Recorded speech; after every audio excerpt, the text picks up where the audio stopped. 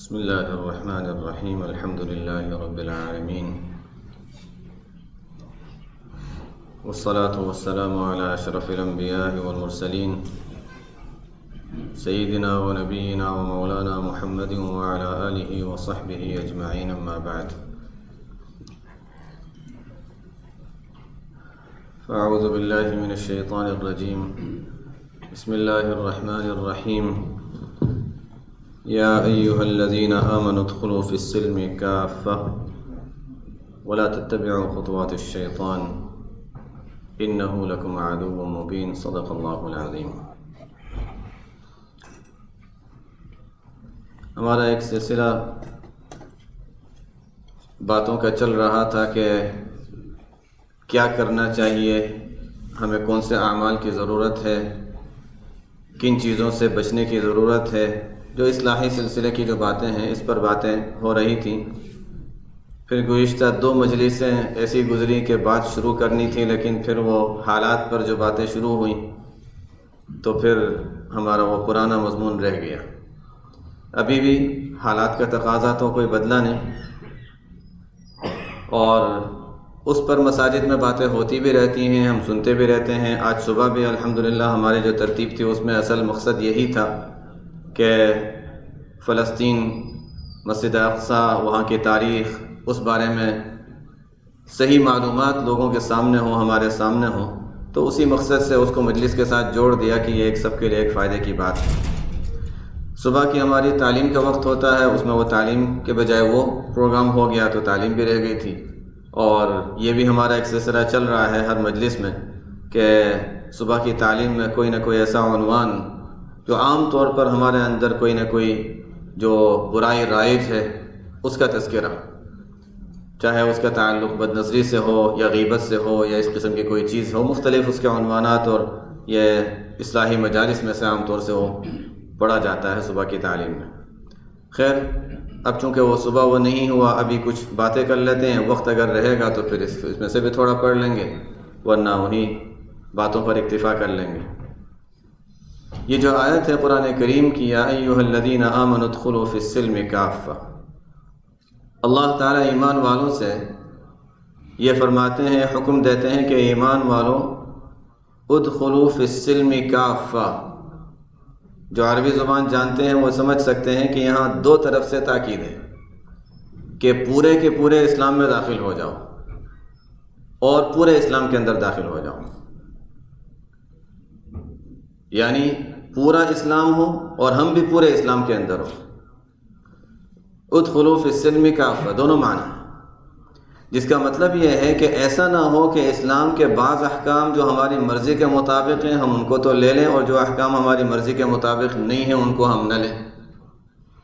تو اس کا مطلب ہے کہ ہم نے پورے اسلام کو نہیں لیا، ہماری مرضی والی یہ چیزیں تھیں ان کو قبول کر لیا، جو مرضی کے خلاف تھیں ان کو نہیں لیا۔ اور اگر دیکھا جائے تو عموماً جو ہمیں ظاہر میں نظر آنے والی چیزیں ہیں ان کو تو ہم قبول کر لیتے ہیں، اور جو ہماری ان مجالس میں خاص طور پہ جس کی اہمیت دی جاتی ہے کہ نماز نظر آتی ہے، ٹھیک ہے نماز پڑھ لو، اقیموا الصلاۃ کا حکم ہے، آتوا الزکوٰۃ کا حکم ہے۔ جو چیزیں نظر آتی ہیں ان کا اہتمام تو کر لیا جاتا ہے، لیکن جو نظر نہیں آتی، چاہے وہ کرنے کی چیزیں ہوں یا رکنے کی چیزیں ہوں، ان کی طرف توجہ نہیں ہوتی، اس لیے کہ نظر نہیں آ رہی۔ حالانکہ ادخلوا فی السلم کافہ کے معنی یہ ہوں گے کہ قرآن کریم کے اور شریعت کے جو بھی احکام ہیں، چاہے اس کا تعلق ظاہری عمل سے ہو، اقیموا الصلاۃ وآتوا الزکوٰۃ سے ہو، یا کہیں قرآن کریم نے کہہ دیا کہ اچھا اللہ تعالیٰ کی تقدیر پر راضی رہنے کا حکم قرآن و حدیث میں آیا ہے، شکر کرنے کا حکم قرآن کریم میں آیا ہے جس کا تعلق قلب سے بھی ہے، صبر کا حکم قرآن کریم میں آیا جس کا تعلق ظاہر سے بھی ہے، دل سے بھی ہے، صبر دونوں طرح ہوتا ہے۔ اسی طرح کبر سے بچنے کا حکم بڑی تاکید کے ساتھ آیا ہے، قرآن کریم میں اس کی اہمیت بیان کی گئی کہ تلک الدار الآخرہ، اور اس پر ہم نے بات شروع کی تھی 2 مجلسوں پہلے، تلک الدار الآخرہ نجعلها للذین لا یریدون علوا فی الارض ولا فسادا، آخرت کی جو نعمتیں ہیں، آخرت کا گھر اور جنت ہے، وہ صرف ان لوگوں کے لیے ہے جو دنیا میں بڑائی چاہتے بھی نہیں، لا یریدون علوا۔ ہم نے پڑھا ہے مسئلہ کہ گناہ کے بارے میں ہماری شریعت میں جو حکم ہے اور آپ صلی اللہ علیہ وسلم نے فرمایا کہ انسان جب گناہ کا ارادہ کرتا ہے تو اس پر کوئی پکڑ نہیں. ارادے کیا ہے؟ عمل نہیں کیا اس پر. ہاں پختہ ارادہ کر لے، اس کی کوششیں کر لے، اسباب اختیار کر لے تو الگ بات ہے، لیکن صرف ارادہ، دل میں خیال پیدا ہوا، ارادہ کیا. لیکن یہاں پر لا یریدون علوا، اس کا مطلب کیا ہے کہ تکبر اور بڑائی ایسی چیز ہے کہ اس کا تو ارادہ بھی برا ہے. یہ ایسا گناہ ہے جس کا ارادہ بھی برا ہے. بہرحال میں کبر کے عنوان پہ ابھی نہیں جا رہا، لیکن یہ ہے کہ یہ وہ چیز ہے، اس کا تعلق قلب سے ہے. لیکن قرآن میں، حدیث میں اس کا حکم ہے اور بہت تاکیدی حکم ہے. احادیث کی کتابوں میں عام طور پر ہم پڑھتے ہیں، سب سے بنیادی شروع کی حدیث جب بیان کی جاتی ہے، بخاری شریف ہم لے لیں یا دوسری کتابیں مثلا ہم جب پڑھتے ہیں تو اس میں ریاض الصالحین ہے اور حدیث کی کتابیں ہیں، اور بعض علماء نے لکھا مشکات شریف میں بھی اسی طرح، اور علماء نے لکھا ہے کہ اگر یعنی یہ حدیث ایسی ہے کہ اگر کوئی بھی کتاب شروع کی جائے تو شروع میں اس حدیث کو لانا ایک بڑی اہمیت رکھتا ہے. انما الاعمال بالنیات، دل سے تعلق ہے کہ ہم جو بھی عمل کر رہے ہیں، نماز ہو یا زکوٰۃ ہو یا تجارت ہو، سب میں بنیاد کیا ہے کہ ہمارا دھیان کس طرف لگا ہوا ہے، جس کو ہم پڑھتے ہیں کہ نیت انسان خالص کرے کہ غیروں کو، کسی اور کو، غیر اللہ کو راضی کرنے اور خوش کرنے کے لیے تو نہیں کر رہے. لیکن ہمارے یہاں یہ سب ہم سب جانتے ہیں کہ بہت سی مرتبہ یہ تو خیال نہیں آئے گا کہ ہم نماز پڑھ رہے ہیں کسی کو دکھانے کے لیے. بہت سی مرتبہ یہ خیال تو نہیں ہوتا. ریاکاری سے تو انسان بہت آسانی سے بچ جاتا ہے، بہت مشکل نہیں ہے اس سے بچنا. ہمارے اندر جو بڑا مسئلہ ہے وہ اخلاص کی خلاف ورزی نہیں ہے، بلکہ احضار نیت حاضر ہی نہیں ہوتی. ہمارا دھیان ہی حاضر نہیں ہوتا کہ ہم یہ کیوں کر رہے ہیں. یہ نہیں کہ ہم کیوں کر رہے ہیں، یعنی کسی کو دکھانے کے لیے کر رہے ہیں، نہیں، یہ بھی خیال نہیں ہوتا کہ اللہ تعالیٰ کے لیے کر رہے ہیں. یہ بھی خیال نہیں ہوتا کہ اس میں اللہ تعالیٰ کی رضا حاصل ہو رہی ہے، بس کر رہے ہیں. آج کل گزشتہ ایام میں جو ریاض الصالحین کے ہمارے اسباق چل رہے تھے، جو عام طور سے جو آن لائن ہوا کرتے ہیں، تو اس میں اس طرح کی باتیں بار بار آ رہی تھیں. یہاں تک کہ آپ صلی اللہ علیہ وسلم نے بار بار تاکید فرمائے کہ دیکھو گھر میں، اور ریاض الصالحین میں مستقل اس پر عنوان قائم کیا ہے امام نووی رحمۃ اللہ علیہ نے، گھر میں بھی انسان جو خرچ کرتا ہے وہ بھی صدقے کا ثواب رکھتا ہے. لیکن وہی احضار نیت نہ ہونے کی وجہ سے ہم بہت سی مرتبہ اجر سے محروم رہتے ہیں کہ وہ اچھا لانا پڑ گیا. ایک تو نا انسان نیک کام کو بوجھ سمجھ کے کرتا ہے، وہ اچھا اتنی گروسری لانی پڑی، اچھا آج میرے $200 نکل گئے، آج اتنے 100 نکل گئے. ٹھیک ہے، ضرورت میں خرچ کیا ہے، کھانے پینے کی چیزیں ہیں، گھر میں بچے کھائیں گے، مہمان کھائیں گے. الحمدللہ میں ویسے ڈونیشن باکس میں تو $200 نہیں ڈالنے والا تھا، چلو اللہ تعالیٰ نے اس طریقے سے مجھے صدقے کی فضیلت تو دے دی، یہ صدقے ہی کا ثواب ہے. اور واقعتاً ہے، یہ تو آپ صلی اللہ علیہ وسلم نے فرمایا. بڑی رقم نہیں، $100 $200 $500 کی بات نہیں کر رہا ہوں، بلکہ آپ صلی اللہ علیہ وسلم نے تو یہاں فرمایا ایک لقمہ بھی انسان جو اپنی بیوی کے منہ میں رکھتا ہے اس پر بھی اجر ملتا ہے. کھلانا ہی کھلانا ہے. علماء نے لکھا ہے ایک ہی شخصیت ایسی ہے جس کے لیے مالدار ہو، پیسے ہوں، اس کے باوجود بھی اس کا خرچہ دینا دوسرے کے ذمہ آتا ہے، وہ بیوی ہے، اور کوئی بھی نہیں. والدین کا خرچہ اپنا پیسہ ہے تو خود اپنے پیسوں سے گزارا کرے، نہیں ہے تو ٹھیک ہے، اولاد پر ذمہ داری آتی ہے. اسی طرح اولاد کا خرچہ والدین کے ذمہ، والد کے ذمہ آتا ہے، ان کے اپنا مال ہے تو انہی کے پیسوں میں سے خرچ کر لیں. کہ ایک ہی وہ شخصیت ہے جس کے بارے میں کہا جاتا ہے کہ اگر اس کے پاس مال ہے، جتنا بھی مال ہے، اور شوہر جتنا بھی فقیر ہے، بہرحال اس شوہر کو ہی اس پر خرچ کرنا پڑے گا. اس کا خرچہ، اس کے رہنے کا انتظام، کھانے پینے کا، لباس کا انتظام شوہر ہی کے ذمہ ہے. حتیٰ کہ اگر عورت کا انتقال ہو جاتا ہے، علماء نے مسئلہ لکھا ہے، اگر بیوی کا انتقال ہو گیا تو اس کے تجہیز و تکفین کا یہ خرچہ بھی اصل شوہر کے ذمہ ہے. نہ دے سکتا ہوں تو ٹھیک ہے اس کے مال میں سے، ورنہ اصل شوہر کے ذمہ ہے. تو بہرحال یہ سب چیزیں، حالانکہ مقصد بتانے کا یہ ہے، میں اس عنوان پر نہیں جانا چاہ رہا، مقصد بتانے کا یہ ہے کہ باوجود یہ کہ انسان کے ذمہ یہ چیز لازم ہے، کرنی ہی کرنی ہے، لیکن اس کا مطلب یہ نہیں کہ اجر سے خالی ہے. عام طور پر ہماری کچھ سوچیں ہوتی ہیں، کسی اجنبی کو، کوئی دور کا شخص جس کو ہم نہیں جانتے، بہت تنگ دست سے غریب ہے، ہم نے اس کی مدد کر دی تو بہت بڑا ثواب کا کام کیا. گھر میں اگر کھانا کھلایا تو اچھا وہ تو روٹین میں آ گیا. روٹین کی وجہ سے ہم اجر سے محروم ہو جاتے ہیں. تو بات یہ چل رہی تھی احضار نیت، اس کا تعلق قلب سے ہے. بہرحال تو ہماری بہت سی جو نیکیوں میں جو کمی آ جاتی ہے اس کی وجہ اخلاص کے خلاف نہیں ہوتا، بلکہ نیت کے نہ ہونے کی وجہ سے ہوتا ہے. اسی لیے نیت میں 2 اہم چیزیں بیان کی جاتی ہیں. ایک ہوتا ہے احضار نیت، نیت کو حاضر کرنا، اور پھر آتا ہے اخلاص نیت، نیت حاضر تو کر لی، اچھا اب کس کے لیے کر رہے ہیں؟ اب ظاہر ہے لوگوں کو دکھا کر کیا کرنا ہے، تو اللہ تعالیٰ ہی کے لیے کر رہے ہیں، ٹھیک ہے، لیکن سب سے پہلی چیز ہے وہ احضار نیت، اس میں بڑی کمی ہے۔ ہم نماز بھی پڑھ رہے ہیں، سجدے میں بھی چلے گئے، 2 رکعتیں پڑھنے کے بعد یاد نہیں رہا کہ پتہ نہیں سجدے میں ہم نے کون سی دعا پڑھی تھی، لیکن چونکہ روٹین میں تو 3 مرتبہ سبحان اللہ ہے تو وہ تو آ گیا، وہ تو جیسے ہمارے بعض مشائخ فرماتے ہیں کہ ہم جب اللہ اکبر کہتے ہیں تو ایسا ہوتا ہے جیسے سوئچ آن ہو گیا، بس اب پوری نماز خود بخود چلتی رہے گی، ہمیں پتہ ہی نہیں ہے سلام، او اچھا ہاں سلام بھی پھر گیا ہمارا۔ تو اگر یہ ہے تو پھر ظاہر ہے ایسی نماز کی وہ برکات، وہ منافع وہ حاصل بھی نہیں ہوتے۔ نماز تو وہ ہو کہ اس لیے ہمیں ہماری ضرورت کی وجہ سے ایک بات بتا رہا ہوں کہ ہمیں تھوڑی تھوڑی تبدیلی کرنے کی ضرورت پڑتی ہے۔ جب تبدیلی ہوتی رہتی ہے تو انسان یاد رکھتا ہے، کبھی رکوع میں 3 تسبیح کے بجائے 5 پڑھ لیں، 7 پڑھ لیں، اضافہ کر لیں، کبھی سجدے میں کوئی زائد دعا پڑھ لیں، عربی کی کوئی دعائیں یاد ہوں ان دعاؤں کا اہتمام کر لیں، سجدے طویل کر لیں، سنت بھی ہے، یعنی فرض نماز میں تو ہم امام کے پیچھے پڑھ رہے ہیں، لیکن اس کے علاوہ جو نمازیں ہیں، نوافل ہیں، سنن ہیں، اس میں سجدے طویل کر لیں۔ کبھی اندازہ لگائیں کہ ہم کتنی دیر کا سجدہ کرتے ہیں، چند سیکنڈ کا ہوتا ہے، کبھی 3-4 منٹ کا سجدہ کریں ایسا لگے گا کہ بہت لمبا سجدہ کر لیا، اس سے کہ ہم عادی نہیں ہیں۔ حضور اقدس صلی اللہ علیہ وسلم کی نمازوں کا ذکر ہم پڑھتے ہیں کہ آپ کا قیام ہوتا تھا، پوری سورہ بقرہ پڑھ لی 1 رکعت میں، اور ہماری طرح نہیں پڑھی، وہ جس طرح پڑھی جاتی تھی اطمینان سے ٹھہر ٹھہر کے، کوئی جلدی نہیں، کہیں پہنچنا نہیں ہے، کہیں ختم کرنا نہیں ہے، اطمینان سے سورہ بقرہ پڑھی۔ پھر راوی فرماتے ہیں کہ آپ صلی اللہ علیہ وسلم کا رکوع بھی ایسا ہی تھا جیسے قیام طویل تھا، پھر رکوع کے بعد قوما کیا تو وہ بھی اتنا ہی طویل تھا، پھر اس کے بعد سجدے میں گئے وہ بھی اتنا ہی طویل تھا۔ ہم اگر ٹائم کے حساب سے دیکھیں تو 1 رکعت میں ہماری پوری رات گزر گئی، لیکن ان حضرات کے وقت اللہ تعالیٰ نے جو برکت دی ہوئی تھی وہ برکت بھی تھی اور قوت بھی تھی۔ بہرحال مقصد یہ ہے کہ یہ بھی ایک چیز ہے کہ ہم جو چیزیں نظر آتی ہیں اس کی طرف تو ہم توجہ دیتے ہیں، اور نظر نہ آنے والی چیزوں کی طرف توجہ عام طور سے نہیں ہوتی، اور یہی وہ چیزیں ہیں جس کی اہمیت بیان کی جاتی ہے کہ یہ اس لیے کہ نظر آنے والی چیزوں کا تو انسان نے اہتمام کر لیا۔ اور تصوف کیا ہے؟ یہی دین کے 3 شعبے جس کو بیان کیا، دین کے بنیادی 3 شعبے ہیں۔ ایک ہے عقائد جو ماننے سے متعلق ہے، اللہ تعالیٰ کے وحدانیت ہے، رسالت ہے، یہ سب چیزیں ہیں، یہ تو عقائد بنیادی جو چیزیں ہیں ماننے سے متعلق۔ ایک ہے ظاہری اعمال شریعت کے مطابق ادا کرنا، اور ایک ہے باطنی قلبی اعمال۔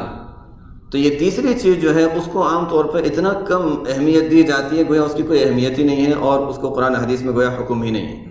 حالانکہ اسی کو میں بتا رہا تھا کہ یہ تو ایک اہم شعبہ ہے دین کا، اور اگر یہ والا حصہ نہیں ہے تو وہ آیت پر عمل نہیں کیا، ادخلوا فی السلم کافہ، اللہ تعالیٰ کا حکم یہ ہے کہ پورے کے پورے اسلام میں داخل ہو جاؤ، تو ہم پورے اسلام کے اندر داخل نہیں ہوئے، ایک شعبے کو ہم نے چھوڑا ہوا ہے۔ نماز کے اندر خشوع اگر نہیں ہے اس کا مطلب ہے کہ ہمارے اندر وہاں کمی ہے، لیکن خشوع حاصل کرنے کی کوشش کر رہے ہیں تو وہ حاصل ہو گیا۔ یہ بھی اللہ تعالیٰ کا عجیب نظام ہے، حاصل ہو جانا ضروری نہیں ہے، کوشش کر رہے ہیں تو گویا اس کو ہم نے حاصل کر لیا۔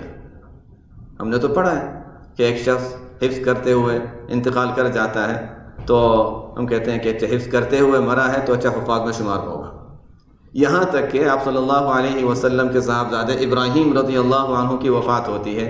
آپ صلی اللہ علیہ وسلم چونکہ رضاعت کی مدت تھی تو آپ صلی اللہ علیہ وسلم نے فرمایا ان لہ مرضعا فی الجنہ، رضاعت کی مدت بھی وہاں پوری ہو رہی ہے، وہاں جنت میں اللہ تعالیٰ نے ان کے لیے رضاعت کا انتظام فرمایا۔ جو انسان کرتے ہوئے مر رہا ہے تو وہاں اسی کو سلسلے کو جاری رکھتا ہے۔ تو اسی طرح ہمارے اس عنوان کے لحاظ سے بھی ایک شخص نماز میں خشوع حاصل کرنے کی کوشش کر رہا ہے، شامل ہو گیا، فضیلت حاصل ہو گئی اس کو، چاہے اس کو خشوع حاصل نہیں ہوا، کم از کم کوشش تو کر رہا تھا نا۔ وہی اس کو ہم بار بار حدیث میں پڑھتے ہیں کہ بندہ میری طرف 1 قدم اٹھاتا ہے، میں اس کی طرف 2 قدم بڑھ کر آتا ہوں، بندہ میرے 1 ہاتھ بڑھتا ہے، میں 2 ہاتھ بڑھتا ہوں، چل کر آتا ہے، میں دوڑ کر آتا ہوں۔ یہی ہے کہ انسان بس کوشش کر لے تو اللہ تعالیٰ کی طرف سے اعانت ہوتی ہے، اور انسان اس کوشش کرنے کی وجہ سے اس زمرے میں شامل، اس جماعت میں شامل ہو جاتا ہے۔ یہ ہمارے لیے بہت آسان کر دیا اللہ تعالیٰ نے کہ بس ہمیں کوشش کرنی ہے، لیکن پہلی بات یہ ہے کہ ہمیں پتہ ہو کہ کیا چیز کی کوشش کرنی ہے، وہ کون سی چیزیں ہیں جہاں پر ہمیں کمی ہے۔ اللہ تعالیٰ کا بہت بڑا فضل ہے ان لوگوں پر جو اپنے اوقات سے اپنی زندگی میں بار بار یہ تلاش کرتے رہتے ہیں کہ میں کہاں صحیح کر رہا ہوں، کہاں غلطی کر رہا ہوں، بس یہی چیز ہمیں سیکھنی ہے۔ اور پہلے بھی میں نے کئی مرتبہ بتایا بعض چیزیں وہ ہوتی ہیں جو انسان کو یاد رہ جاتی ہیں۔ ایک مرتبہ حضرت مفتی محمود حسن گنگوئی رحمۃ اللہ علیہ کی خدمت میں حاضر تھا، اسی طرح چارپائی لیٹے ہوئے تھے اور پوچھتے ہیں کہ تمہارے والد پوچھیں گے کہ یہاں آتے ہو، دیوبند آتے ہو، حضرت کے بارے میں تمہارے والد پوچھیں گے دیوبند آتے ہو تو وہاں جا کے کچھ فائدہ بھی ہوا، کچھ سیکھا بھی یا نہیں؟ کچھ اس طرح کی بات فرمائی تھی کہ کیا فائدہ؟ کہ بہت فائدہ ہوا۔ اچھا کیا فائدہ ہوا؟ اب میں کیا بتاؤں کہ کیا فائدہ، مجھے تو پتہ ہی نہیں کہ کیا بتانا ہے، طالب علم کا دور تھا اور ویسے کیا بتاتا مجھے تو پتہ بھی نہیں۔ تو وہاں پر کچھ حضرات تھے، وہ حضرت مفتی احمد صاحب خانپوری بھی وہاں موجود تھے، تو حضرت کی توجہات حاصل ہیں، اس سے بڑھ کر اور کیا فائدہ چاہیے؟ لیکن حضرت تو اسی جواب مجھ سے سوال پوچھ رہے ہیں، کیا فائدہ ہوا؟ مجھے کسی نے کہا کہ کہہ دو کہ اپنی غلطیوں پہ نظر رکھنا اور غلطیوں کو پہچاننا آ گیا۔ خیر وہ بات تو وہاں رہ گئی، لیکن بہرحال یہ چیز یاد رہ گئی کہ اصل چیز جو سیکھنے کی ہے وہ یہ کہ انسان اپنی غلطیوں کو پہچاننے لگ جائے، یہ سب سے بڑی چیز ہے۔ انسان ہر چیز میں دیکھے اچھا ہاں دیکھو یہاں مجھے ایسا نہیں اس طرح کرنا چاہیے تھا، اگر یہ چیز کسی کو حاصل ہو گئی ہے تو بہت بڑی چیز حاصل ہو گئی، اور اسی سے انسان ترقی کرتا ہے۔ اس لیے کہ بس اب اپنے طور سے انسان پہچاننے لگ جائے کہ کیا مجھے کرنا ہے، کہاں مجھے غلطی کو پہچاننا ہے، کہاں مجھ سے غلطی ہو رہی ہے۔ اور کبھی کبھی تو انسان بڑی بڑی غلطیاں کر لیتا ہے، کسی کو برا کہہ دیا اور احساس ہی نہیں کیا اچھا میں نے کچھ غلط کام کیا ہے۔ تو بہرحال یہ بنیادی چیزیں ہیں، یہ بنیادی چیزیں ہیں کہ ظاہر میں انسان کوئی غلطی کرتا ہے یا ظاہر میں کوئی غلطی نہیں کی لیکن اس نے کوئی جملہ تو صحیح کہا، سامنے والے کو محسوس بھی نہیں ہوا، لیکن اپنے طور سے وہ محسوس کرتا ہے کہ ہاں شاید مجھے یہاں اس طرح اس کہنے کی بجائے اس طرح کہنا چاہیے تھا، اور وہاں اپنے آپ کو وہ ٹھیک کرتا رہتا ہے۔ اس کا مطلب ہے کہ یہ بالکل منزل پر چل رہا ہے، یہ منزل مقصود کی طرف جا رہا ہے، یہ گویا جس کو کہتے ہیں لَنَهْدِيَنَّهُمْ سُبُلَنَا، سیدھے راستے پر ہے، انشاءاللہ یہ ترقی کرے گا۔ لیکن اگر انسان غلطی کر لے اور اگر کوئی بتاتا ہے، ایک تو یہ کہ بتانے والے لوگ ملیں گے نہیں، یہ تو مشکل کام ہے، لیکن بہرحال اپنی غلطی کو انسان نہ پہچان سکے تو کم از کم کسی مخالف ہی سے، حضرت گنگوئی رحمۃ اللہ علیہ کے یہاں تو یہ سلسلہ تھا کہ حضرت گنگوئی رحمۃ اللہ علیہ کے زمانے میں مخالفین جو لکھا کرتے تھے، مشہور ہیں، ناموں کا تذکرہ کرنے کی ضرورت نہیں، تو باقاعدہ حضرت گنگوئی کے خلاف بڑی بڑی بری باتیں اور ان کے خلاف بہت کچھ لکھا جاتا تھا۔ تو حضرت گنگوئی رحمۃ اللہ علیہ انتظار میں رہتے تھے کہ ان کی کوئی بات، ان کا کوئی رسالہ، کوئی مضمون آیا نہیں، میرے بارے میں کوئی تذکرہ نہیں کیا، کیا بات ہے؟ فرماتے تھے کہ ان کی باتوں میں حضرت مولانا یحییٰ صاحب رحمۃ اللہ علیہ ڈاک سنایا کرتے تھے، فرماتے تھے کہ آتا تو ہے لیکن پڑھا نہیں جاتا، مجھے سنانے کا دل نہیں چاہتا۔ نہیں سنا دیا کرو، کیا بتا واقعی ہمارے اندر کوئی چیز ہو ہم اس کی اصلاح کر لیں۔ یہ ان حضرات کا جذبہ ہوا کرتا تھا۔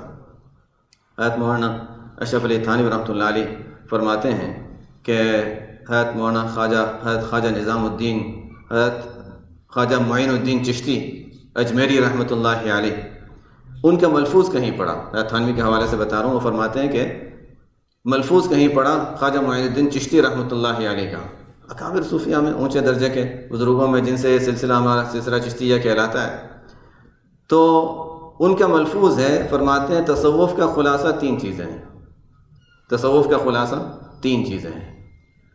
اور تھانوی بہت تعریف فرماتے تھے کہ یہ کوئی صاحب کمال شخصی کہہ سکتا ہے کہ تمام چیزوں کا نچوڑ اور خلاصہ ہمارے سامنے بیان کر دیں۔ فرماتے 3 چیزیں ہیں، خوف، رجا اور محبت۔ ظاہر ہے اس میں سب کچھ آ گیا اگر دیکھا جائے، اگرچہ ہمارے لحاظ سے اچھا ٹھیک ہے تو وہ باتیں ہیں جو ہمیں قرآن و حدیث میں مل جاتی ہیں، لیکن ان تمام کا خلاصہ کر لینا کہ یہ 3 چیزوں میں پورے تصوف کا خلاصہ آ گیا۔ تھانوی رحمۃ اللہ علیہ فرماتے ہیں کہ یہ واقعتاً بہت اونچی بات ہے کہ اس میں سب کچھ آ گیا، اس لیے کہ انسان کو ان چیزوں کی بنیادی ضرورت ہوتی ہے۔ خوف ہو، یہ چیزیں بچپن سے ہم دیکھتے ہیں، بچوں کو ظاہر ہے کہ اللہ تعالیٰ کی معرفت اور وہ سب چیزیں، بچوں کو اللہ تعالیٰ کا خوف، وہ باتیں تو کہاں سے آئیں گی، وہ تو آہستہ آہستہ سمجھداری جب بڑھتی ہے۔ بچپن میں انسان جب کچھ کام کرتا ہے تو اچھا یا تو کسی بڑے کا ڈر ہے، یا پھر یہ کہ اچھا ٹھیک ہے یہ کریں گے تو ہمیں یہ ملے گا، کچھ نہ کچھ ان کو امید ہوتی ہے، خوف ہوتا ہے یا امید ہوتی ہے، یا کسی سے محبت کہ اچھا والدین سے محبت ہے یا کسی سے اچھا ٹھیک ہے اس کو خوش کرنے کے لیے بچے ذرا سمجھدار ہونے لگتے ہیں تو محبت سے کوئی کام کرتے ہیں۔ بچپن سے وہی چیز اللہ تعالیٰ نے رکھی ہے، بڑے ہونے کے بعد ہمیں اسی درجے کی، اسی تعلق کو اللہ تعالیٰ کے ساتھ نبھانے کی ضرورت ہے کہ خوف ہوگا اور محبت ہوگی، خوف ہوگا اور رجا۔ قرآن کریم میں جگہ جگہ اما من خاف مقام ربہ یدعون ربهم خوفا وطمعا، جس کو علماء نے لکھا کہ ایمان بین الخوف والرجاء، دونوں چیزیں ضروری ہیں، خوف اور امید دونوں چیزیں ساتھ ساتھ چلتی رہیں۔ اس لیے کہ خوف کی آیات بھی ہیں، اللہ تعالیٰ کی عظمت کا تقاضا ہے کہ خوف ہو، اور اللہ تعالیٰ کی نعمتوں اور رحمتوں کا تقاضا ہے کہ اللہ تعالیٰ کے ساتھ امیدیں اور محبت تو ظاہر ہے، انعامات اللہ تعالیٰ کے انعامات ایسے ہیں کہ محبت۔ تو اب بعض لوگوں کی عبادت خوف کی وجہ سے ہوتی ہے کہ نئی نماز پڑھیں گے تو سزا ملے گی، ٹھیک ہے، یہ بھی ایک وجہ ہے۔ بعضوں کی عبادت اس لیے ہوتی ہے کہ اچھا نماز پڑھیں گے تو اس پر جنت ملے گی، ٹھیک ہے، یہ بھی ایک وجہ ہے۔ اعلیٰ درجہ یہ ہے کہ اللہ کی عبادت اس لیے ہو کہ اللہ کی محبت ہے۔ رسول اللہ صلی اللہ علیہ وسلم، حضرت عائشہ رضی اللہ عنہ فرماتی ہیں، بلکہ ایک حضرت عائشہ رضی اللہ تعالیٰ عنہ سے سوال کیا گیا ایک مرتبہ کہ نبی کریم صلی اللہ علیہ وسلم کی کوئی عجیب بات بتا دیں، تو رونے لگی۔ پردے کے پیچھے سے صحابہ آتے تھے، تابعین آتے تھے اور کبھی صحابہ بھی آتے تھے، بات پوچھ لیتے تھے۔ حضرت قاسم رحمۃ اللہ علیہ جو حضرت عائشہ رضی اللہ تعالیٰ عنہ کے بھتیجے ہوتے ہیں، وہ وہاں موجود ہوتے تھے، تو درمیان میں باتیں کرنے کے لحاظ سے کبھی کبھی وہ درمیان میں ہوا کرتے تھے۔ تو چند حضرات آئے، پوچھا کہ حضرت عائشہ رضی اللہ عنہ سے کہ آپ صلی اللہ علیہ وسلم کی کوئی عجیب بات بتا دیں۔ وہ رونے لگیں، بہت روئیں۔ فرماتے ہیں کہ پردے کے پیچھے ہمیں آواز آنے لگی ان کے رونے کی۔ حضرت عائشہ رضی اللہ عنہ نے فرمایا کہ آپ لوگوں کے اس سوال نے مجھے رلا دیا، اس لیے کہ میرے محبوب صلی اللہ علیہ وسلم کی تو ہر ادا عجیب تھی، ہر بات عجیب تھی، لیکن اچھا ایک بات بتاتی ہوں۔ فرمایا کہ ایک مرتبہ نبی کریم صلی اللہ علیہ وسلم گھر تشریف لائے اور میرے پاس لیٹ گئے۔ فرماتی ہیں مجھے بھی دل چاہ رہا تھا کہ آپ صلی اللہ علیہ وسلم سے قرب کا موقع ملے اور وقت ساتھ گزرے۔ اتنے میں آپ صلی اللہ علیہ وسلم نے مجھ سے پوچھا کہ عائشہ کیا مجھے اجازت دو گی کہ میں نماز میں مشغول ہو جاؤں؟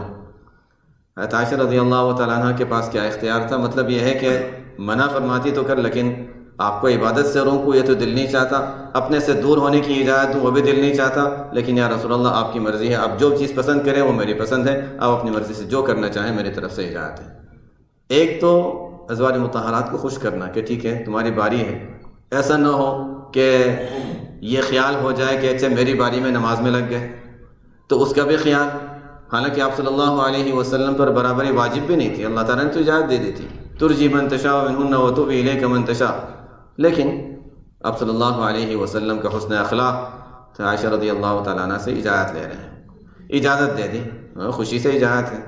فرماتی ہیں کہ آپ صلی اللہ علیہ وسلم نماز میں مصروف ہوئے تو ایسے مصروف ہوئے کہ روتے جا رہے ہیں اور پڑھتے جا رہے ہیں، روتے جا رہے ہیں پڑھتے جا رہے ہیں، اور بس صبح تک اسی میں مشغول رہے۔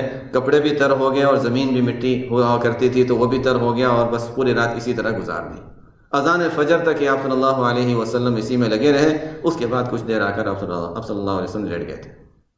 تو یہ یدعون ربہم، اب حضرت بلال رضی اللہ تعالیٰ عنہ کو پتہ چلا یا رسول اللہ آپ اتنی محنت کرتے ہیں، اتنی مشقت اٹھاتے ہیں، آپ اللہ تعالیٰ نے آپ کے اگلے پچھلے سب گناہ تو معاف کر دیے ہیں، تو آپ کو پھر اتنی محنت اور مشقت اور اتنے مجاہدے کی کیا ضرورت ہے؟ تو آپ صلی اللہ علیہ وسلم کا جواب یہی تھا کہ میں شکر گزار بندہ بن کر نہ رہوں۔ یہ شکر کی، یہ محبت والی عبادت ہوا کرتی تھی، نہ خوف نہ امید، نہ یہاں پر کوئی خوف ہے نہ امید، بلکہ یہاں پر جو عبادت ہے وہ محبت کے تقاضے سے ہے۔ تو ہم جو فرض نماز پڑھتے ہیں یہ تو یہ ہے نا کہ نہیں پڑھی تو پٹائی ہوگی، تو یہ تو خوف والی نماز ہو گئی، پڑھنا ہی پڑھنا ہے، لیکن اس میں بھی انسان اچھی امید رکھے ظاہر ہے، لیکن کم از کم درجہ تو یہ ہے کہ فرائض اور واجبات کا انسان اہتمام کرے۔ اسی لیے کہتے ہیں، اور ہمارے مشائخ کے یہاں خاص طور پر تاکید ہے، ظاہر قرآن و حدیثی کی تعلیمات ہیں کہ نوافل بھی انسان کی زندگی میں کچھ نہ کچھ ہے نا ضروری ہے۔ اگر کوئی شخص صرف فرائض اور واجبات اور سنن مؤکدہ انہی کا اہتمام کرتا ہے، اس کا مطلب ہے کہ یہ تو وہی صرف خوف کی حد تک ہے، پٹائی سے بچنے کے لیے اور سزا سے بچنے کے لیے عبادت کر رہا ہے۔ کچھ نہ کچھ محبت کے تقاضے ہوتے ہیں، تو محبت کا تقاضا کیا ہے کہ نوافل کا بھی اہتمام ہو، کچھ نہ کچھ تو انسان اپنے طور سے جو اللہ تعالیٰ نے لازم نہیں کیا وہ بھی کرنے کی کوشش کرے آگے بڑھ کر۔ اسی کو کہتے ہیں کہ یہ خوف اور امید اور محبت، اور یہی وہ محبت ایک عجیب مستقل عنوان ہے کہ محبت، اس کے تقاضے کیا ہیں، اس کی تاثیر کیا ہے۔ حبک الشیء یعمی و یسم، انسان کو جب کسی سے محبت ہوتی ہے تو انسان کو بہرا اندھا کر دیتی ہے۔ آپ صلی اللہ علیہ وسلم سے محبت ہو، صحابہ سے محبت ہو، ایسی ہو کہ کوئی ان کے خلاف ظاہر ہو بھی نہیں سکتی کوئی بات، لیکن اگر بالفرض کوئی خلاف بات کرتا ہے تو ہم اس کو برداشت نہ کر سکیں۔ اور آپ صلی اللہ علیہ وسلم کی دعاؤں میں یہ دعا آپ صلی اللہ علیہ وسلم مانگا کرتے تھے، اور امت کی تعلیم کے لیے بھی اور اپنے لیے بھی. ظاہر ہے آپ صلی اللہ علیہ وسلم اپنے لحاظ سے اپنے لیے مانگ رہے ہیں، لیکن امت کی تعلیم اس میں ہے، اور ہم تک یہ صحابہ نے دعا پہنچائی آپ صلی اللہ علیہ وسلم کی. اللہم ارزقنی حبک، اے اللہ مجھے اپنی محبت عطا فرما. وحب من یحبک، بعض روایتوں میں جو آپ سے محبت کرتے ہیں ان کی محبت عطا فرما، اس لیے کہ یہی تو وہ چیز ہے جو انسان کو اللہ سے ملائے گی.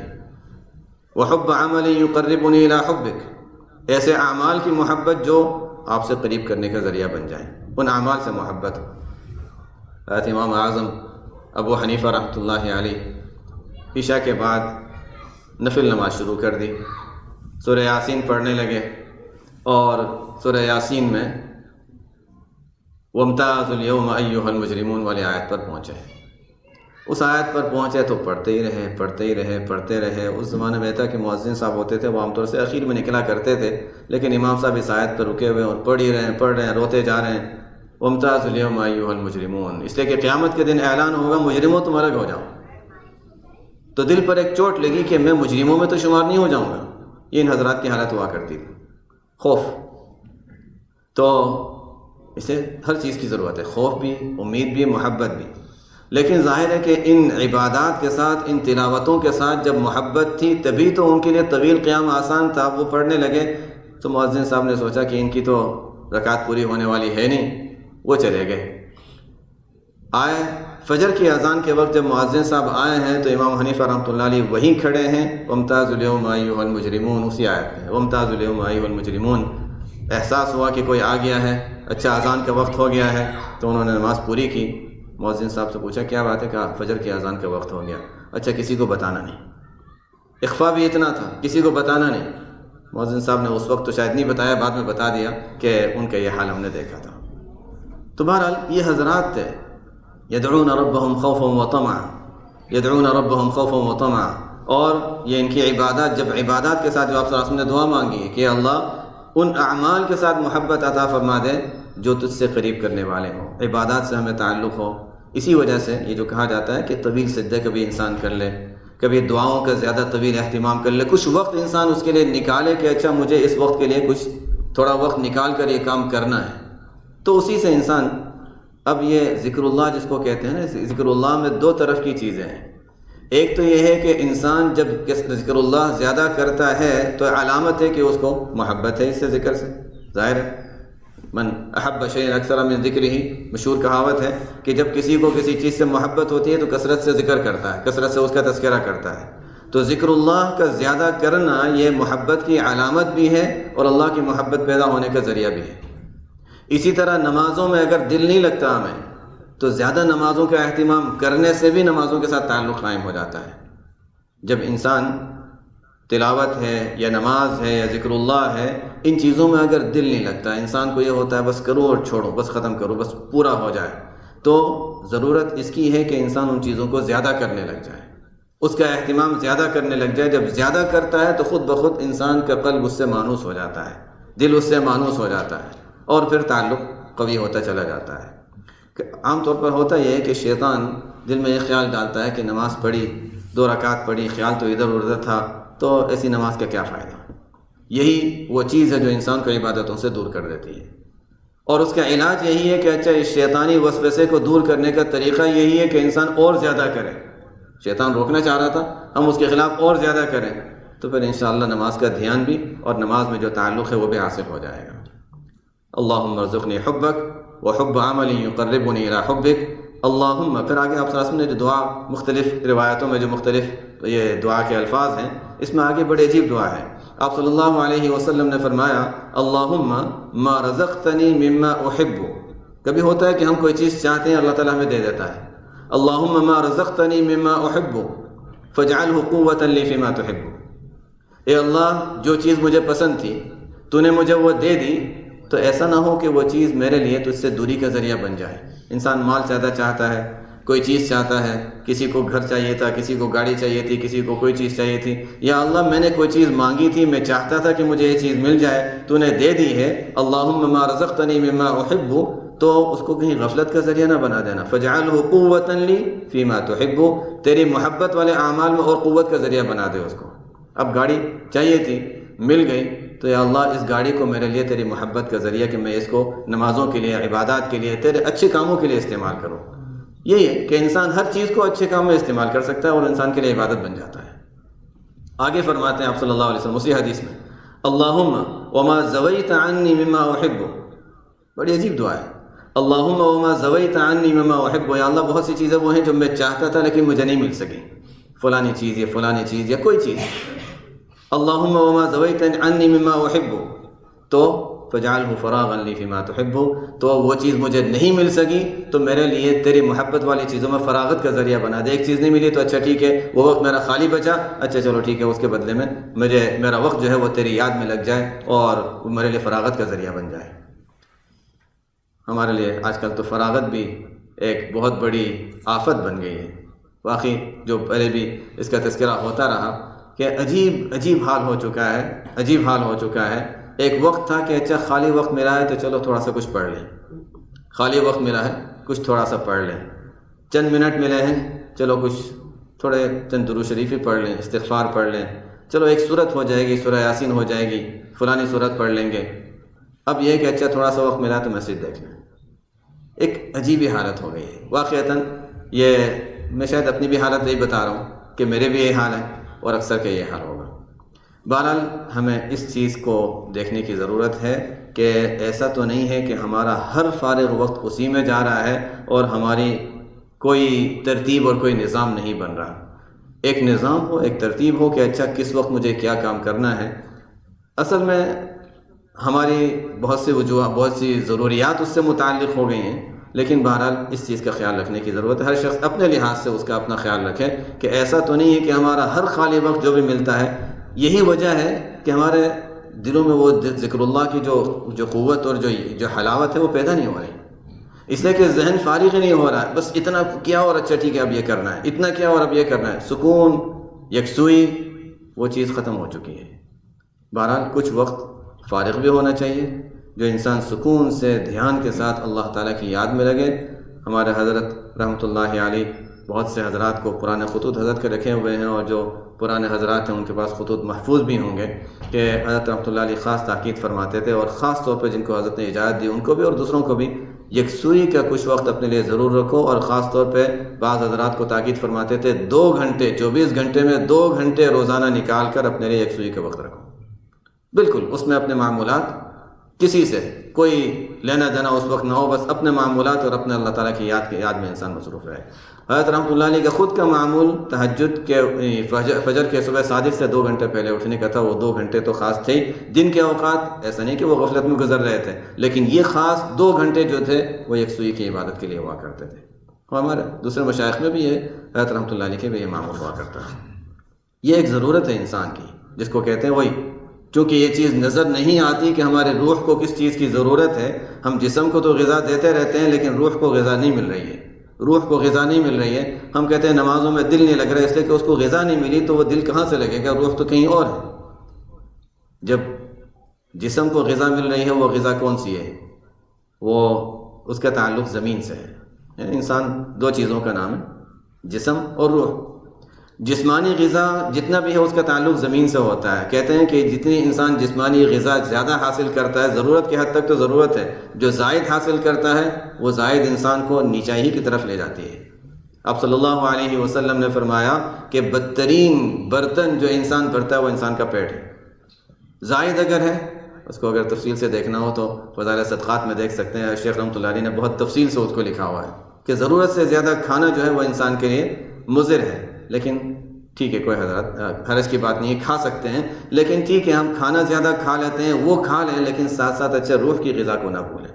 ہوتا یہ ہے کہ اس طرف تو توجہ بہت ہے لیکن دوسری طرف بالکل توجہ نہیں ہوتی. روح کی غذا، حضرت مفتی تقی عثمانی صاحب فرماتے ہیں کہ ایک مرتبہ ہم ہمارے شیخ حضرت ڈاکٹر عبدالحی عارفی رحمۃ اللہ علیہ کی خدمت میں گئے تو پوچھا ناشتہ کیا؟ ہاں ناشتہ کیا. کیا کھایا؟ کیا ناشتہ کیا؟ تو انہوں نے کچھ بتایا. ان کو بھی تعجب ہوا کہ ناشتے کا پوچھ رہے ہیں اور کھانے کا پوچھ رہے ہیں. نہیں وہ ناشتہ نہیں پوچھ رہا ہوں، روح کا ناشتہ پوچھ رہا ہوں. یعنی صبح کے اعمال میں کون سے اعمال کیے ہیں؟ صبح کی تسبیحات، صبح کے اذکار وغیرہ کچھ کیے نہیں، وہ روح کے ناشتے کی بات کر رہا ہوں، جسمانی ناشتے کی بات نہیں کر رہا ہوں۔ یہ ان حضرات کی تربیت ہوا کرتی تھی کہ اس کو بھی ہم ضرورت سمجھے، جس طرح جسم کو ناشتے کی ضرورت ہے، ہمارے روح کو ناشتے کی ضرورت ہے، ہمارے روح کو صبح کی غذاؤں کی ضرورت ہے، صبح کے اذکار جو ہیں ان کی ضرورت ہے۔ ٹھیک ہے، ہم نے فجر کی نماز پڑھی، وہ روح کے لیے غذا ہے، لیکن وہی جس کو میں بتا رہا تھا کہ وہ تو روٹین میں کرنے کی وجہ سے وہ انسان اس کا عادی ہو گیا، تھوڑا سا کچھ زائد کرنے کی بھی ضرورت ہے۔ صبح کے کچھ تسبیحات ہیں، درود شریف ہے، تلاوت ہے، سورہ یاسین ہے، نماز کے بعد کے اذکار۔ شروع بہرحال یہاں سے کرنا ہے کہ نماز کے بعد کے ہمارے اذکار کون سے ہیں، نماز کے بعد کے اذکار کون سے۔ مجھے یاد ہے طالب علمی کے دور میں مجھے کسی نے کہا کہ تمہارے والد نے کتابیں لکھی اور پڑھتے نہیں۔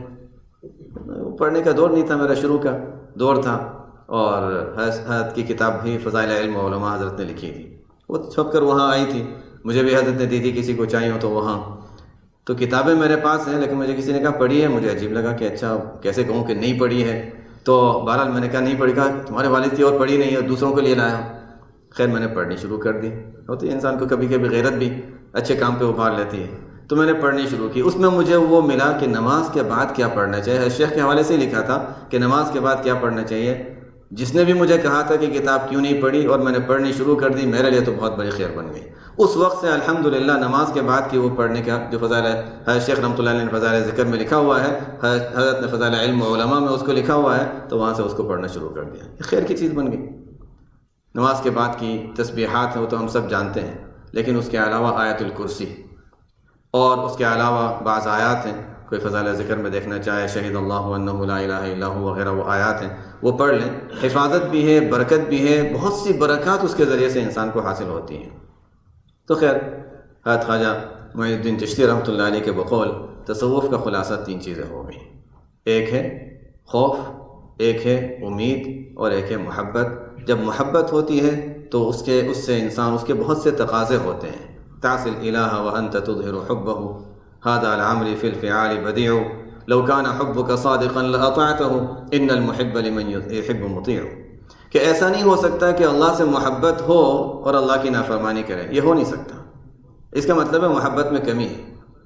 یہ ہو نہیں سکتا کہ کسی سے محبت ہے اور سامنے اس کے خلاف باتیں کرے یا اس کی نافرمانی کرے یا اس کو ناخوش کرنے والی چیزیں کرے۔ محبت تو یہ کہتی ہے کہ اچھا اس کو کون سی چیز خوش کرے گی اس کا ہم اہتمام کریں۔ اور یہ چیز، یہ ہم سلسلہ اگر دیکھیں تو عام طور پر براہ راست اللہ تعالیٰ سے محبت اور اللہ کے رسول سے محبت والا سلسلہ تو ہے جو مطلوب ہے، لیکن انسان کو کسی زندہ شخص کی ضرورت ہوتی ہے جس سے انسان محبت اور تعلق قائم کرے، اور اس کے ذریعے سے انسان وہ ترقی کر کے اللہ اور رسول کی محبت تک پہنچتا ہے۔ یہ عام عادت اللہ یہی جاری ہے اور ایسا ہی ہوتا ہے، لیکن اصل چیز جو ہے وہ اللہ اور اللہ کے رسول کی محبت ہے۔ ہمیشہ دیکھا، اور ہم سیرت اگر پڑھیں، تاریخیں اگر پڑھیں، یہی ملے گا، بزرگوں کے سوانح پڑھیں، یہی ملے گا کہ فلاں بزرگ صحابہ کرام رضی اللہ عنہم، ظاہر ان کو تو براہ راست آپ صلی اللہ علیہ وسلم کی صحبت حاصل تھی۔ تابعین آپ صلی اللہ علیہ وسلم کی محبت سے پہلے صحابہ کی محبت، صحابہ کے ساتھ تعلق، ان سے تعلق قوی ہوا، ان کی ہر چیز کو دیکھتے ہیں، ان کے مطابق زندگی گزارتے ہیں، وہی ان کے لیے ترقیات کا اور اللہ اور رسول کی محبت کا ذریعہ بنا۔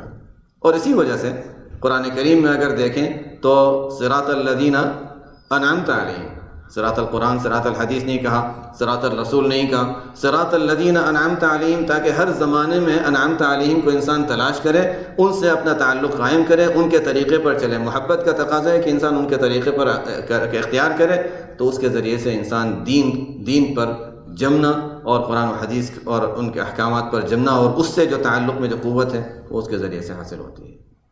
3 چیزیں ہو گئیں، امید، خوف، امید اور محبت۔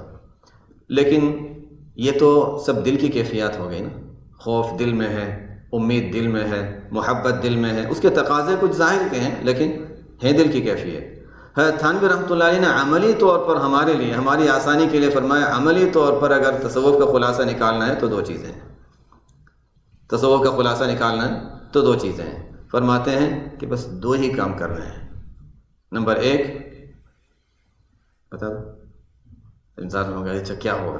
فرماتے ہیں 2 ہی چیزیں ہیں، اور بہت آسان ہے، کہنے میں تو بہت آسان ہے۔ فرماتے ہیں ہمت اور اپنے اختیار کو عمل میں لانا، بس یہی پورے دین کا خلاصہ ہے۔ ہمت سے کام لینا ہے اور انسان اپنے اختیار کو کام میں لے آئے۔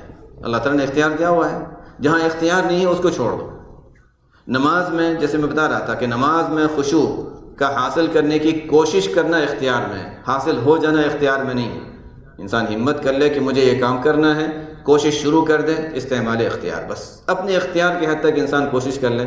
بس یہی ہم سے تصوف مطالبہ کرتا ہے کہ ہر چیز میں ہمت سے کام لو اور اپنے اختیار کو، جہاں تک تمہارے اختیارات ہیں ان اختیارات کو کام میں لے آؤ۔ اور بہرحال یہ چیز ہو گئی تو ظاہر ہے اس سے بھی سب کچھ حاصل ہو جائے گا کہ انسان ہمت سے، جیسے کہ شریعت پر عمل کرنا ہے تو ضرورت پڑتی ہے ہمت کی، اور انسان کو اللہ تعالیٰ نے، ہر ایک کو اللہ تعالیٰ نے اختیار دیا ہوا ہے، اپنی اختیاری طاقت کو انسان کام میں لائے اور اس کے ذریعے سے آگے بڑھتا رہے۔ بہرحال یہ اب تو تعلیم کا وقت تو ختم ہو گیا۔ بہرحال یہ بنیادی چیزیں ہیں کہ ہمیں کن چیزوں کا خیال رکھنے کی ضرورت ہے۔ اپنے اعمال کا جائزہ لیتے رہیں اور اپنی ترتیب بنانے کی ضرورت ہے، اس کے بغیر کام نہیں چلتا۔ ایک ترتیب بنائیں کہ مجھے یہ کرنا ہے، یہ کرنا ہے، یہ کرنا ہے، اپنے اعمال کا خود جائزہ لیتے رہیں، اور پھر ساتھ ساتھ جس کو کہتے ہیں نا کہ ایک ہوتا ہے کہ کرنے کے کام اور ایک ہوتے ہیں بچنے کے کام، دونوں چیزیں ضروری ہیں۔ اس کی ایک مثال سے، بس اس مثال کو دے کر بات ختم کرتے ہیں کہ سردی کا زمانہ ہو اور ہم کہیں باہر جائیں، ہمیں ہیٹر کی ضرورت ہے، ہم ہیٹر خرید کر لاتے ہیں، اس میں لکھا ہوا کہ اتنے بڑے ایریا کو یہ گرم کر دیتا ہے 10 منٹ میں۔ ہیٹر لے آئے، لگا دیا، ہم کہتے ہیں تو گرم ہی نہیں ہو رہا علاقہ۔ ہیٹر چلا رہے ہیں 1 گھنٹہ 2 گھنٹے لیکن ٹھنڈا ہی ہے۔ کیوں ٹھنڈا ہے؟ اس لیے کہ کھڑکیاں کھلی ہوئی ہیں، سردی کا زمانہ ہے اور کھڑکیاں کھلی ہوئی ہیں، بڑے سے بڑا ہیٹر لگا دو تو ٹھنڈی ہوا آتی رہے گی۔ ہمارا حال تقریباً ایسا ہی ہے کہ ہم نمازیں بھی پڑھتے ہیں، کچھ وظائف بھی کر لیتے ہیں، کبھی رمضان میں مجاہدے کا جوش آ جاتا ہے تو وہ بھی کر لیتے ہیں، کبھی زیادہ ہو گیا تو اچھا تلاوت کا اہتمام بھی، لیکن موانع کے ساتھ جو بچنے کی چیزیں ہیں ان سے بچنے کا اہتمام نہیں ہوتا۔ اور وہ ایک چیز ایسی ہوتی ہے، ایک غیبت ایسی ہو گئی کہ اچھا اس نے پورے عبادتوں پر پانی پھیر دیا، اس کا نور، اس کی نورانیت ختم ہو گئی۔ ایک مرتبہ آپ صلی اللہ علیہ وسلم نے کسی صحابیہ کی زبان سے ایک بات سن لی، تفصیل کا میں نہیں جاتا، زبان سے بات سن لی، ایسی بات تھی جو کسی کی برائی سے متعلق تھی۔ آپ صلی اللہ علیہ وسلم نے فرمایا کہ یہ ایسی بات ہے کہ اگر اس کلمے کی کڑواہٹ کو سمندر میں ملا دیا جائے تو سمندر کا پانی کڑوا ہو جائے۔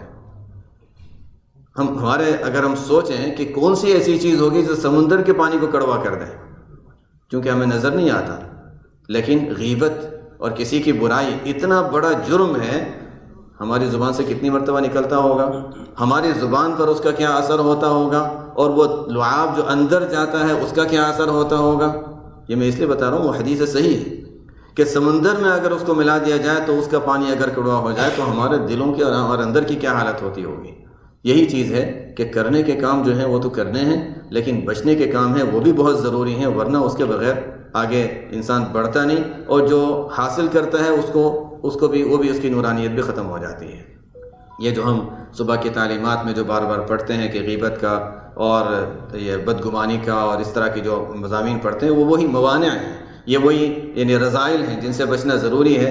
تو بہرحال کرنے کے کام ہیں وہ بھی اختیار کرنے ہیں، جو بچنے کے کام ہیں وہ بھی، اور ظاہر ہے ان تمام کا تعلق اس سے ہے کہ انسان بس کوشش کرتا رہے، سیکھتا رہے، کچھ نہ کچھ پڑھتا رہے، تو پتہ بھی چلتا رہے کہ اچھا کون سی چیز صحیح ہے کون سی غلط ہے، بچنے کے کام سے بچتا رہے اور جو آگے کرنے کے کام ہے وہ کرتا رہے، اور اپنا ایک نظام ہو، ایک ترتیب ہو، جیسے اور روزانہ رات کو انسان اپنے اعمال کا جائزہ لے لے کہ آج میں نے کوئی غلط کام تو نہیں کیا، کچھ ہوا ہے اس کی تلافی جو ہو سکتی ہے وہ کر لے، روزانہ کا وہ معاملہ صاف کرتا رہے، اور جو کرنے کے کام تھے وہ کر لیے یا نہیں، جو بچنے کے کام تھے اس سے بچے یا نہیں، پورے دن کا جائزہ لے کر انسان پھر اس طرح سوئے کہ اب گویا کہ جس کو کہتے ہیں اللہم بسمک اموت، اب میں مرنے کے لیے تیار ہوں، اللہم بسمک اموت واحیا، یہی ہمیں سکھایا گیا۔ سونے سے پہلے اس طرح سو کہ گویا مرنے کے لیے تیار ہو، اللہم بسمک اموت واحیا، پورے اعمال کا جائزہ صاف کر کے 2 رکعت صلاۃ توبہ پڑھ کے انسان توبہ کر کے معافی کر کے پھر سو جائے۔ دن میں اعمال ہوئے، اچھا ٹھیک ہے، ان سے توبہ کر لی، استغفار کر لیا، اس لیے سونے سے پہلے حدیث میں آتا ہے 3 مرتبہ استغفار کرنا چاہیے، استغفر اللہ الذی لا الہ الا هو الحی القیوم واتوب الیہ، 3 مرتبہ پڑھنا حدیث میں آتا ہے، اور جو 3 مرتبہ سوتے وقت بستر پہ جا کر 3 مرتبہ یہ استغفار پڑھ لیتا ہے، استغفر اللہ الذی لا الہ الا هو الحی القیوم واتوب الیہ، اس کی ایک تو تعلیم اسی لیے دی گئی کہ بس اب مرنے کے لیے تیار ہو کر جاؤ۔ اور یہ بھی ہے کہ آپ صلی اللہ علیہ وسلم نے فضیلت یہ بیان فرمائی کہ اگر اس کے گناہ سمندر کے جھاگ کے برابر ہوں، اس کی کثرت، جب کسی چیز کی کثرت بتائی جاتی ہے عربی زبان میں تو انہی الفاظ سے بتایا جاتا ہے کہ اگر سمندر کے جھاگ کے برابر بھی اس کے اگر گناہ ہوں، اتنی کثیر تعداد میں ہوں، تب بھی وہ ختم ہو جاتے ہیں۔ تو سونے سے پہلے بستر پہ جا کر استغفار، سونے سے پہلے انسان وضو کر لے، 2 رکعت صلاۃ توبہ پڑھ لے، دن کے جتنے اعمال میں کوتاہی ہوئی ہے، زبان کی، کسی کو تکلیف دی ہو، کوئی چیز ہوئی ہو، معاملہ صاف کر لے، اللہ تعالیٰ کے ساتھ کوئی معاملہ، کہیں کوئی غلطی ہوئی ہو، معاملہ صاف کر لے، توبہ استغفار کرے اور بالکل پاک صاف ہو کر آج کا ہمارا نامہ اعمال صاف ہو گیا، اس کے بعد سوئے۔ یہ اصل تعلیمات ہے جو ہمیں سکھائی گئی ہیں۔ تو روزانہ انسان اپنا جائزہ لیتا رہے، انشاءاللہ آگے ترقیات ہوتی رہیں گی۔ وہی ہے جو ہے تھانوی رحمۃ اللہ علیہ نے فرمایا، ہمت اور اپنے اختیارات کو کام میں لانا، یہی چیز ہے جو انسان کے لیے ترقی کا ذریعہ ہے۔ سبحانک اللہم و بحمدک، اشہد ان لا الہ الا انت، استغفرک و اتوب الیک۔ آئندہ ہفتے بس اطلاع ہے کہ آئندہ ہفتے کے بعد حضرات پوچھ رہے تھے وہاں پر مسجد زکریا میں، کیونکہ ہمارے حضرت رحمۃ اللہ علیہ کی اصل جگہ تو وہی جہاں سے اعتکاف کی ابتدا، اگرچہ ابتدا تو اس رو والی جگہ سے ہوئی تھی، اس کے بعد پھر یہ دوسری جگہ تھی، تو یہاں جہاں اعتکاف ہوا کرتا تھا بفلو میں، تو ایک عرصے سے خیال ہو رہا تھا کہ وہاں کچھ وقت اعتکاف میں گزرے، تو آئندہ ہفتے ہمارے یہاں چھٹیاں شروع ہو رہی ہیں، تو 2-3 دن کے اعتکاف کا وہاں ارادہ کیا ہوا ہے۔ کوئی دعوت نہیں دے رہا ہوں، جو آنا چاہے اجازت ہے، اور ظاہر ہے اچانک سے آنا بھی آسان نہیں ہے، تو اگر کوئی آنا چاہے تو ایک اچھا موقع ہوگا کہ ایک انشاءاللہ مخلصین کا مجمع جمع ہو جائے گا تو برکت ہوگی۔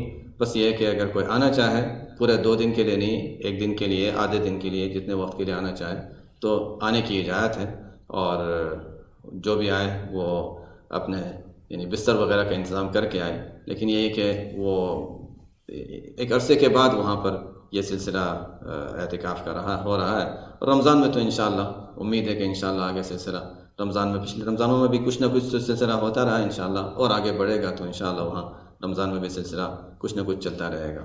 ہمارے مسجد زکریا جو ٹورنٹو میں جو ہے، وہاں بھی انشاءاللہ ہمارے خواجہ صاحب وہ انشاءاللہ وہاں پر اعتکاف میں ہوں گے، تو جو حضرات رمضان میں وہاں پر اس علاقے میں ہیں اور یہاں آنا مشکل ہے، تو وہیں پر اپنے کاموں کے ساتھ بھی وہاں پر تعلیم وغیرہ کا سلسلہ اور وہاں پہ جو بھی ترتیب ہوتی ہے وہ وہاں پر انشاءاللہ جاری رہے گی۔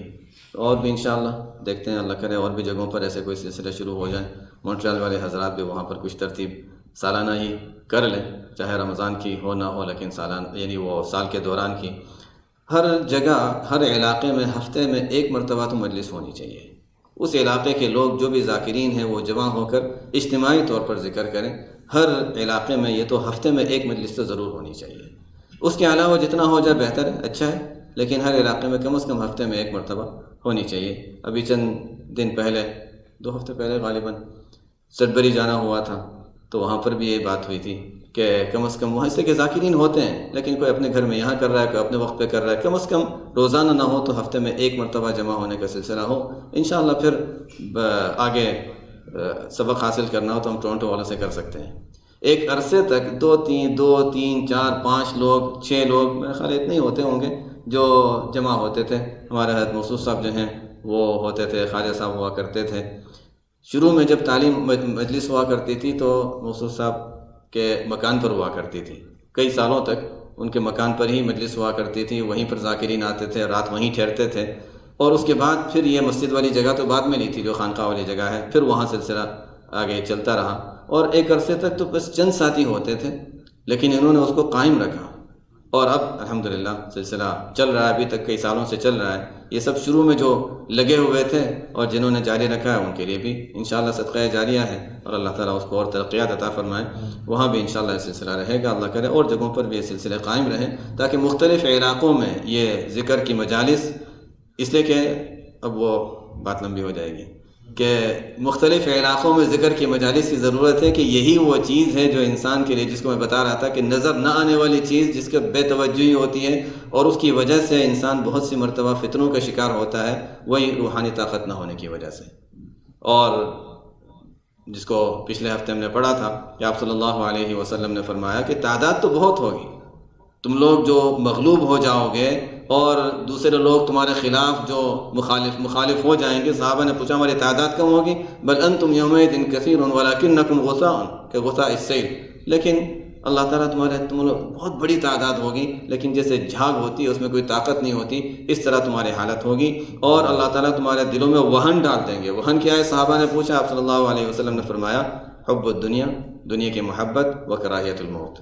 اور یہی وہ جس کا میں تذکرہ کر رہا تھا، وہی دل کی کیفیت. دل میں اگر محبت ہے، دل میں اللہ تعالیٰ کے ساتھ تعلق ہے، تو پھر دنیا کی محبت اور کراہیت الموت وہ نہیں ہونے والا. یہی چیز ہے جس کی ضرورت ہے، اور اس کے لیے بنیادی چیز یہی ذکر اللہ کی کثرت ہے. سبحانک اللہم و بحمدک، اشہد ان لا الہ الا انت، استغفرک و اتوب الیک.